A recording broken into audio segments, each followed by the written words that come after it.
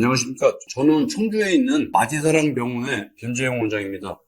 저희 병원 홈페이지에 어떤 분이 발목을 자꾸 삐는데 어떻게 하면 좋겠습니까? 하고 의학 상담을 하신 내용이 있어서 그 질문을 주제로 해서 내용을 준비했습니다. 우리가 흔하게 발목이 삐었다든지 접질렸다든지 하는 것을 의학적인 용어로는 염자라고 하고요. 발목의 염자는 인대가 손상이 되는 겁니다. 심한 경우에는 끊어지는, 파열이 된다, 그런 의미의 그 용어를 쓰게 되는데, 대부분 발목을 삐게 되면은 발목이 이렇게 안쪽으로 접질리게 되거든요. 그렇기 때문에 대부분 발목 바깥쪽에 있는 인대들이 손상이 됩니다. 그림을 보시면은 맨 앞쪽에 있는 인대가 전거비 인대라고 하고요. 중앙에 있는 인대는 종비 인대, 뒤쪽에 있는 인대를 후거비 인대라고 하는데, 보통 염자가 발생이 되면은 제일 먼저 다치는 것이 전거비 인대가 되겠고, 그게 반복적으로 다치거나 아니면 심하게 접질리는 경우에는 종비 인대까지 다치는 경우가 많고요. 만약에 아주 심한 외상이 있어서 발목이 탈구가 되거나 심한 손상이 있는 경우에는 후거비 인대까지 다치는 경우도 종종 있습니다. 보통 인대가 손상이 되고 파열이 되게 되면 어떤 문제가 오냐면은 발목이 불안정한 상황이 오거든요. 관절이 특별한 상황에서도 딱 잡아줘야 되겠죠. 비탈 길을 내려가든 아니면 울퉁불퉁한 길을 가든 인대가 단단히 잡아준다면 발목에 유격이 없고 간격이 유지가 될 텐데, 인대가 얼마나 불안정한지를 보는 텔로스라는 그 장비를 이용해서 엑스레이 촬영을 하면 우측에 보이는 사진이 정상이라면 좌측에 파열린에서 발목의 관절의 간격이 많이 벌어지는 것을 확인함으로써 인대가 파열된 것을 진단해낼 수가 있습니다. 이렇게 인대가 파열이 돼서 불안정한 상황이 됐을 때 적절한 치료가 되지 않는 경우가 많습니다. 그 이유는 뭐냐면 발목 염자가 왔을 때 진단이 잘 안 되는 문제도 있고요. 진단이 또 잘 안 되니까 초기에 적절한 치료가 안 되니까 만성적으로 가는 경우가 있거든요. 그래서 만성적으로 가는 경우에 적절한 치료가 안 되면 어떤 식으로 병이 진행이 되는가를 설명을 드릴까 합니다. 첫째는 발목의 인대가 덜렁거리는 상당히 불안정한 상황이 계속 진행이 되는데, 인대가 덜렁거린다고 그러면 발목을 잡아줄 수가 있겠습니까? 한번 끊어진 인대는 저절로 붙지 않는다는 얘기입니다. 고정이라든지 아니면 직접 수술해서 파열된 인대를, 끊어진 인대를 봉합을 해주지 않는 이상은 이렇게 불안정한 상황이 야기가 되겠고요. 이런 상황이 점차 시간이 지나게 되면은 관절 주위에 자극이 될 거 아닙니까? 그러면은 뼈가 덧자랍니다.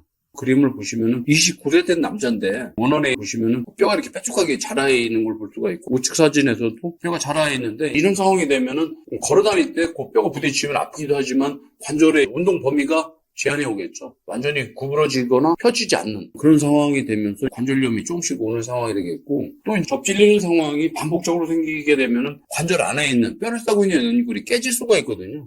이런 것을 관절 연골이 손상이 된다고 하는데, 이런 상황이 되면 심각한 상황으로 진행이 되는데, 사실 연골이 조금이라도 손상이 있다면은 체중 부하를 하고 걸어 다니게 되면은 연골의 손상이 점점 옆으로 퍼져나갈 거 아닙니까? 그러면 궁극에는 관절 간격이 좁아지고 관절염으로 인해서 환자는 아주 심한 통증과 고통과 불편감을 겪게 되겠죠. 이런 것들이 장기적으로 가는 경우에는 문제는 뭐냐면은 무릎 같은 경우에는 연골 손상이 와서 관절염이 설령 와도 인공관절을 넣으면 되겠지만은, 발목 관절염인 경우에는 인공관절 수술을 하긴 하지만은 무릎만큼 그렇게 결과가 좋지 않습니다. 그렇기 때문에 젊은 나이에는 관절을 고정을 해야 되는 경우도 있기 때문에 사실 심각한 문제죠. 발목에 만약에 관절염이 온다면.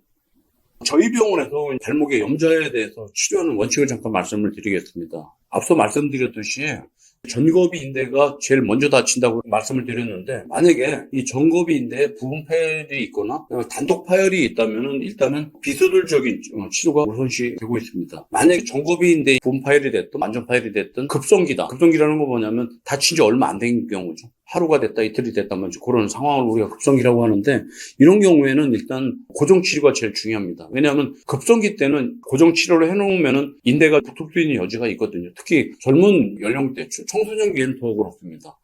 일단 고정치료를 해서 인대가 붙을 수 있는 환경을 만들어 놓고, 안에 지혈도 시키고 붓기도 가라앉히고 염증도 가라앉히다 보면 통증도 해결이 되겠죠.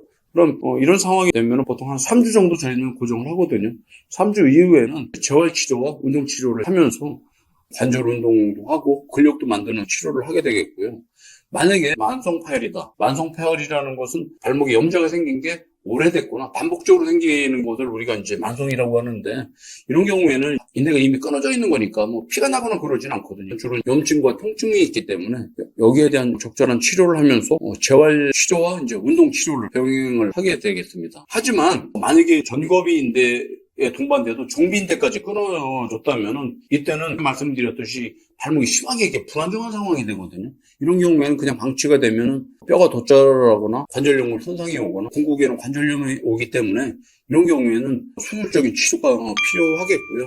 저희 병원에서는 발목 인대 파열로 인해서 만성적인 불안정성이 오거나 인대가 2개 이상 파열이 된 경우에 수술을 하는데, 주로 관절 안의 문제는 관절경 수술을 이용을 하고 있고요. 주로 염증을 제거하는 수술, 뼈가 자라있다면 이제 뼈를 제거하는 수술, 만약에 관절 연골이 손상이 되어 있다면 손상된 연골에 대한 수술을 시행을 하게 되겠고, 인대에 대한 수술은 파열된 인대를 봉합을 해주고 주위에 있는 조직으로 보강을 할 수도 있고요. 아주 심한 경우에는 무릎에 인대 재건술을 하듯이 발목에도 인대 재건술을 하게 되겠습니다. 보통 수술하고 나서 한 4주 정도 고정을 하게 되겠고요.